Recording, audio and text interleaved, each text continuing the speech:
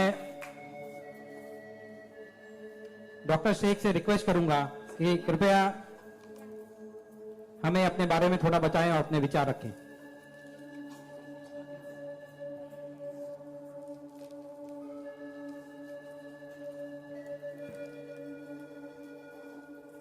सबसे पहले तो मैं अल्लाह रब्बुल इज़्ज़त की बहुत ज़्यादा शुक्रगुजार हूँ कि उसने मुझे इतनी इज़्ज़त दी और इस मकाम तक पहुँचाया कि मैं अपनी लाइफ के जो फैक्ट्स हैं, जो जर्नी में आपके साथ शेयर कर सकूँ। मैं बहुत ज़्यादा शुक्रगुजार हूँ भारत विकास परिषद की प्रेसिडेंट सुनील शाह की, और उससे ज़्यादा शुक्रगुजार हूँ यहाँ पे हमारे प्यारे डॉक्टर अनिल मुरारका सर की, जिनके सपोर्ट की वजह से हम बहुत सारी जगह पे जाते हैं और लोगों को मोटिवेट करते हैं। और जितना डॉक्टर अनिल मुरारका सर एक डिसेबिलिटी को लेकर जितना कंसर्न है, उतना मैंने किसी को नहीं देखा। तो I really thankful for him for that. 2008 मैंने अपना 10th क्लियर किया था। मैंने टॉप किया था पूरे जोगेश्वरी में विद 92.15% लेकर, और मेरा ख्वाब था कि मैं डॉक्टर बनूं और लोगों को सर्व करूं। मैं मिडिल क्लास से ताल्लुक़ रखती हूँ। मेरे जो अब्बू हैं वो वेजिटेबल वेंडर हैं, तो हमारे घर पे बहुत फाइनेंशियली प्रॉब्लम थी। तो मेरा बस एक ख्वाब था कि मैं डॉक्टर बनूं, लोगों की हेल्प करूं, और उसके लिए मैंने साइंस में एडमिशन लिया। देन 11 साइंस जब मैंने एडमिशन लिया, मेरा कॉलेज बैंड्रा में था और मेरा घर जोगेश्वरी में। मैं रोज़ लोकल ट्रेन से ट्रैवल करती थी Jogeshwari to Bandra. 7 October 2008 that was the day जब मैं कॉलेज से घर वापस आ रही थी। मेरे सेमेस्टर चल रहे थे उस वक्त, और सुबह 10 बजे का वक्त था। 10 बजे, आप सब लोग मुंबई से बिलोंग करते हैं, सबको पता है लोकल ट्रेन में बहुत रश आर होता है। वो ट्रेन जब अंधेरी से निकली, मैं अपनी सीट से उठी और मुझे नेक्स्ट स्टेशन मेरा जोगेश्वरी था, मुझे वहाँ उतरना था। लेकिन मेरे सीट से उठने और स्टेशन के आने तक के बीच में वो एक लम्हा था जिसमें मेरी पूरी जिंदगी बदल गई। मैं जब सीट से उठी, उसके नेक्स्ट मोमेंट मैंने अपने आप को ट्रेन की पटरियों के नीचे पाया, और जब मेरी आंखें खुली तो वही ट्रेन जिसमें मैं ट्रैवल कर रही थी वो मेरी आंखों के ऊपर से बहुत तेजी से गुजर रही थी। एक लम्हे को लगा कि मैं कोई ख्वाब देख रही हूँ, लेकिन जब ट्रेन पूरी तरह से मेरे पैरों से गुजर गई, मैं वहाँ हेल्पलेस थी। और जब बहुत दूर जाके किसी ने चेन रोकी, वो ट्रेन रुकी, और उस ट्रेन को रुकता हुआ देखकर मुझे एहसास हुआ कि मैं कोई ख्वाब नहीं देख रही हूँ, मैं सच में ट्रेन से गिर चुकी हूँ, और मैंने अपनी दोनों टांगे उस ट्रेन के पहियों के नीचे आ गई है जिसमें मैं ट्रैवल कर रही हूँ। वो पूरी 12 डब्बे की ट्रेन मेरे पहियों से गुजर गई, किसी ने चेन रोकने की हिम्मत नहीं की। और मैं जब वहाँ गिरी तो लोगों ने मुझे देखा, और 10-15 मिनट बाद काफ़ी लोग आए, मेरे आसपास खड़े हो गए। मेरे पास सेलफोन नहीं था।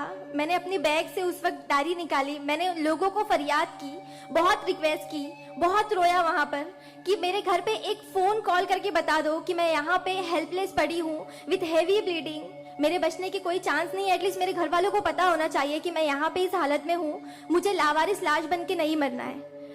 बट उस वक्त मैं यही कहूँगी कि अल्लाह ताला की मसलहत थी। अल्लाह ताला उस वक्त जो मेरी तकदीर में था, किसी ने मेरी हेल्प नहीं की, और मैं वहाँ पे 30 मिनट ऑलमोस्ट मैं ट्रैक पर विथ हैवी ब्लीड, मेरे दोनों पैर ट्रेन के पहियों के नीचे आ गए थे। मैं उसी हालत में पड़ी रही और मैं कॉन्शियस थी। मैं बस लोगों के सामने रो रही थी कि मुझे कोई पानी पिला दो, कोई घर वालों को कॉल कर दो, लेकिन किसी ने हेल्प नहीं की। And after 30 minute I got railway help. Then मुझे गवर्नमेंट हॉस्पिटल लेकर जाते हैं, वहाँ पर भी कुछ ओटी स्ट्राइक होता है, मुझे फौरी ट्रीटमेंट नहीं मिलता है। एंड देन मेरा एक्सीडेंट सुबह 11 बजे होता है, और मुझे 6 बजे जब मेरी फैमिली प्राइवेट हॉस्पिटल लेकर जाती है, then I got a treatment. And उसके बाद 16 साल की थी मैं जब मेरे साथ ये एक्सीडेंट हुआ। आप समझ सकते हैं 16 साल की उम्र में 1 मिनट में मेरे 2 पैर कट गए थे, मैं डिसेबल हो गई थी, मैं हेल्पलेस हो गई थी, मैं खुद से उठ नहीं पा रही थी, ना बैठ पा रही थी, ना एक तरफ से दूसरी जगह मूव हो पा रही थी। मैं मेंटली डिसेबल हो गई थी, फिजिकली डिसेबल हो गई थी, और फाइनेंशियली कंडीशन भी काफ़ी वीक थी। वो सारी चीज़ें मेरे दिमाग में चल रही थी। और जब लोग मुझे देखने आते थे तो कुछ लोग हमदर्दी में नेगेटिव कमेंट्स भी करते थे कि 16 साल की बच्ची है, 2 पैर खो दिए हैं, सारी जिंदगी माँ बाप के ऊपर बोझ रहेगी, ये जिंदा क्यों है, इससे अच्छा ये मर जाती। ये सारी बातें लोग आके जब मेरे सामने करते तो मेरे जहन में वो सारी बातें चलती कि सीरियसली मुझे अल्लाह ने जिंदा क्यों रखा। जब मुझसे दोनों पैर ही लेने थे 16 साल की उम्र में, मैं खुद से मूव नहीं कर सकती हूँ, मेरी मम्मी को इतना सब कुछ झेलना पड़ रहा है। जिस उम्र में मुझे अम्मी की हेल्प करनी चाहिए उस उम्र में वापस से मम्मी मुझे गोद में उठाकर लेकर जा रही है, वापस से मेरी खिदमतें कर रही हैं। तो मेरी जिंदगी का मकसद क्या है, मुझे दोबारा जिंदगी क्यों दी अल्लाह ने। मैं बहुत शिकायतें करती थी अल्लाह से, मैं बहुत रोती थी, लेकिन उस मुश्किल वक्त में मेरे कॉलेज, मेरे स्कूल टीचर्स और बहुत से ऐसे नेक बंदे भी थे जिन्होंने मुझे हौसला दिया। उनमें सबसे पहले मेरी फैमिली आती है, मेरी बड़ी सिस्टर की फैमिली आती है। मेरी मम्मी ने मुझे एक जुमला कहा जो जिंदगी भर और मैं हर फंक्शन में बोलती हूँ, वो कि बेटा तुम रो मत, तुम्हारे साथ आज जो ये हादसा हुआ है, अल्लाह ने तुमसे सिर्फ 2 पैर लिए हैं, तुम्हारे पास तुम्हारा दिमाग है, तुम इतनी फास्ट ट्रेन से गिरी हो, तुम्हारे सर पे चोट लग सकती थी, तुम्हारी जान जा सकती थी, लेकिन अल्लाह ने सिर्फ तुमसे 2 मामूली पैर लिए हैं। क्या पता फ्यूचर में तुम्हारे लिए बहुत कुछ रखा हो। तब मुझे बातें उनकी समझ नहीं आती थी, लेकिन अल्हम्दुलिल्लाह अल्लाह का लाख लाख शुक्र है कि आज इस मौके पर जब लोग मुझे एज अ इंस्पिरेशन समझते हैं, एक आइडियल करते हैं, तो मुझे समझ में आता है कि मेरी अम्मी सच बोलती थी कि हौसला रखो, सिर्फ 2 टांगे गई है। आज मैं जब अपने प्रोस्थेटिक लेग से चलती हूँ तो लोगों को पता नहीं चलता कि मेरे पास 2 पैर नहीं है। मेरा एक पैर थाइस के पास से नहीं है, दूसरा नी के पास से नहीं है, बट लोगों को ये अंदाजा नहीं होता है। तो बस मेरी अम्मी ने जो एक बात कहा था कि अल्लाह पे यकीन रखो बच्चा, तुम्हारे साथ जो हो रहा है और जो होगा वो सब अल्लाह ने प्लान किया हुआ है, तुम बस हिम्मत मत हारो कभी भी, और बस डटे रहो अपने जुनून के पीछे कि तुम्हें डॉक्टर बनना है। तुम्हारी 2 टांगे नहीं तो क्या हुआ, तुम्हारे पास दिमाग है, तुम ज़हीन हो, तुम आगे बढ़ो। और क्या पता तुम आगे लोगों को आइडियलाइज कर, लोग तुम्हें आइडियलाइज करें इस चीज को लेके। मेरे doctor Sanjay Kantharia, orthopaedic surgeon, उन्होंने सबसे ज्यादा सपोर्ट किया इस बात को लेकर कि तू डॉक्टर बन। मैंने अपनी जीने की उम्मीद छोड़ दी थी, डॉक्टर बनने की उम्मीद छोड़ दी थी, लेकिन जब उन्होंने मुझे बताया कि तुम डॉक्टर बन सकती हो, तुम बनो, देन मैंने प्रिपरेशन स्टार्ट की। सीईटी कॉमन एंट्रेंस टेस्ट होता है to getting admission in medical college, मैंने वो क्रैक किया। I got 3rd rank all over Maharashtra in PH quota. And after that मुझे बहुत खुशी हुई कि मैंने 3rd रैंक क्लियर किया है। Now I got admission, I will get admission in MBBS. But वहां पर भी एक प्रॉब्लम थी मेरे लिए कि मुझे डिसेबल परसेंटेज 89% डिसेबल हूँ मैं, और मेडिकल में एडमिशन के लिए 40 to 70 there is a criteria to get admission for MBBS. मैं मोर देन 70% डिसेबल हूँ, ये कहकर मुझे उन्होंने डिनाई किया कि आप एलिजिबल नहीं हो, आप एमबीबीएस में एडमिशन नहीं ले सकते हो, आप डॉक्टर नहीं बन सकते हो। तो उस बात को लेकर मैं बहुत डिप्रेस हो गई। देन मैंने वापस अपने डॉक्टर से हेल्प मांगी, उन्होंने मुझे एक मशवरा दिया कि आप हाईकोर्ट जाओ, बॉम्बे हाईकोर्ट। और जिस बात के लिए एक नॉर्मल स्टूडेंट को सिर्फ पढ़ाई करनी होती है, अच्छा रैंक लाना होता है, मुझे उस चीज के लिए मैंने वो किया, लेकिन उसके बाद भी मुझे बॉम्बे हाईकोर्ट जाना पड़ा। एंड मैं गई, मैंने अब हार नहीं मानी और मैं गई, बिकॉज वो मेरा हक था, मुझे डॉक्टर बनना था। और जब मैंने वापस अपनी नॉर्मल जिंदगी स्टार्ट की, अपने प्रोस्थेटिक लेग से मैंने आना जाना शुरू किया, अकेले ट्रेन ट्रैवल करना शुरू किया, देन मैंने रियलाइज किया कि मेरे अंदर कोई कमी नहीं है, मैं एक नॉर्मल लड़की हूँ, मेरे पास पैर नहीं तो क्या हुआ, मैं लोगों को साफ कर सकती हूँ, मेरे अंदर पैशन है डॉक्टर बनने का। तो मैंने वो बस अल्लाह पे यकीन रखा और मैंने ये सोचा कि अगर अल्लाह ने मेरी किस्मत में रखा है डॉक्टर बनना तो मैं जरूर कोर्ट में फाइट करूंगी। एंड देन मैं बॉम्बे हाई कोर्ट गई इन 2011 और वहां पे मेरा केस डॉक्टर मोहित शाह, चीफ जस्टिस मोहित शाह ने देखा, उन्होंने मुझे ऑब्जर्व किया, मेरे प्रीवियस स्टडी रिकॉर्ड्स देखे, वो सारी चीजें देख के, और उन्होंने जब मेरा पैशन देखा डॉक्टर बनने का, सर्व करने का, देन उन्होंने मेरे फेवर में फैसला दिया। एंड 2011 अल्लाह का लाख लाख शुक्र है कि मुझे इंडिया के टॉप मोस्ट कॉलेज में एडमिशन मिला, which is Seth GS medical college and KEM hospital. Then 2011 में मैंने अपना एमबीबीएस में एडमिशन लिया। वो जर्नी बहुत आसान नहीं थी मेरे लिए, क्योंकि मेरे पास 2 पैर नहीं हैं, और जब मेरी काउंसलिंग चल रही थी एडमिशन को लेकर, तो काफ़ी जो डॉक्टर्स का पैनल था उन्होंने मुझे बहुत कुछ हकीकत बताई थी कि आपके लिए डॉक्टर फील्ड आसान नहीं है, इसमें पढ़ाई करना 5.5 साल, आपको एक ओपीडी से दूसरी ओपीडी जाना होगा, और तब मैं 2 क्रचेस यूज करती थी मेरे लिए। तो आपके लिए बिल्कुल भी आसान नहीं है, आप हार जाओगे, 1 साल पढ़ोगे, दूसरे साल आप डिनाई कर दोगे, एडमिशन नहीं लोगे, आप गिव अप कर लोगे।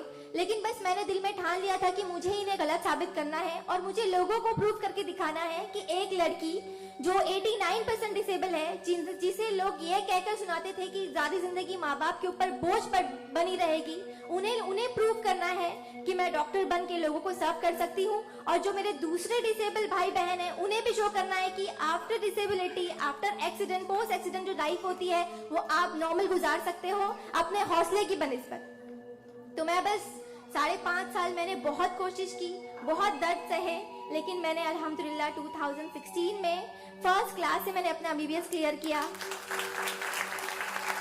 और इस बात को देखते हुए मुझे बहुत खुशी होती है, इस बात को बहुत प्राउड मोमेंट था मेरे लिए कि इन 2016 ऑन वुमेन्स डे 8 मार्च मुझे बॉम्बे हाई कोर्ट में फेलिसिटेट किया गया, जो एक हिस्टोरिक मोमेंट था वहां पर कि आउटसाइड से किसी को उन्होंने फेलिसिटेट किया। देन उसके बाद मुझे काफी कॉल्स आए एज अ मोटिवेशनल स्पीकर, मुझे काफी अवार्ड्स मिले। और तब मैंने सोचा कि मेरी जर्नी सिर्फ MBBS तक नहीं है, मुझे लोगों को और प्रूव करना है कि 89% डिसेबल होके अगर मैं MBBS कर सकती हूँ तो मुझे मेडिकल फील्ड की हायर डिग्री अचीव करनी है, which is MD, medicine in doctor in medicine. Then मैंने उसके लिए भी कॉमन एंट्रेंस टेस्ट दिया and again I got third rank in all over Maharashtra. और यहाँ पर भी देन अगेन उन्होंने प्रॉब्लम क्रिएट की मेरे लिए। After completing my MBBS with flying colours, उन्होंने वापस मेरा मेडिकल एडमिशन डिनाई किया कि आप नहीं कर सकते हो because you are 89% disable. Then मुझे एक बहुत हम्बल इंसान मिले, member of parliament Kirit Somaiya sir. उन्होंने फौरन से मेरी एप्लीकेशन सेंट्रल हेल्थ मिनिस्टर के पास लेकर गए और वहां से विद इन 2 days ये जो क्राइटेरिया है 40 to 70% डिसेबिलिटी का मेडिकल में एडमिशन के लिए, this is a 20 years old clause, और विद इन 2 days ये क्लॉज चेंज करवाया उन्होंने बिकॉज ऑफ माई एप्लीकेशन। वो क्लॉज चेंज होके बस ये है कि मिनिमम 40% क्राइटेरिया है और मोर देन 70% जो भी डिसेबल हैगा they will get admission in medical field. तो मेरी जो जर्नी थी यहाँ तक की, और उसके बाद मैंने रिसेंटली 2019 में मैंने MD में एडमिशन लिया और विद सेम कॉलेज सेठ GS medical college in KEM hospital, और मैं अभी रिसेंटली फर्स्ट ईयर रेसिडेंट हूँ MD पैथोलॉजी में।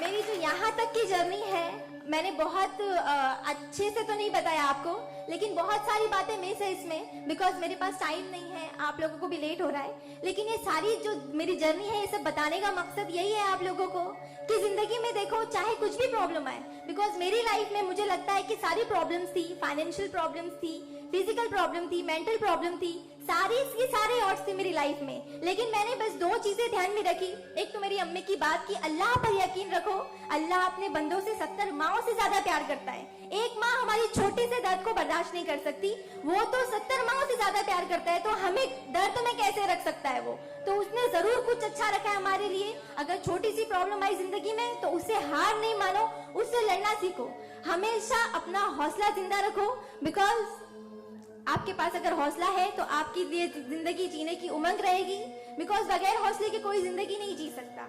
तो आप लोग प्लीज अगर छोटी से छोटी प्रॉब्लम भी आए, कोई भी परेशानी आए, आप लोग लड़ना सीखिए और जिंदगी जीना सीखिए। बिकॉज मेरे एक्सीडेंट के बाद मुझे लगा मैं इतनी सारी कोशिशें नहीं करती तो मैं आज यहाँ पर खड़ी होके एज अ डॉक्टर आप लोगों से इंटरेक्ट नहीं हो रही होती।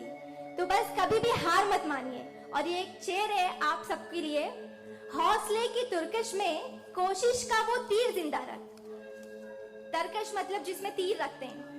हौसले की तरकश में कोशिश का वो तीर जिंदा रख, हार चाहे जिंदगी में सब कुछ, हार जा चाहे जिंदगी में सब कुछ, मगर फिर भी जीतने की उम्मीद जिंदा रख। Thank you so much, thank you all of you मुझे इतने अच्छे से सुनने के लिए।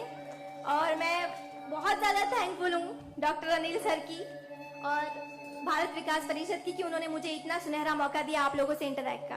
Thank you. धन्यवाद।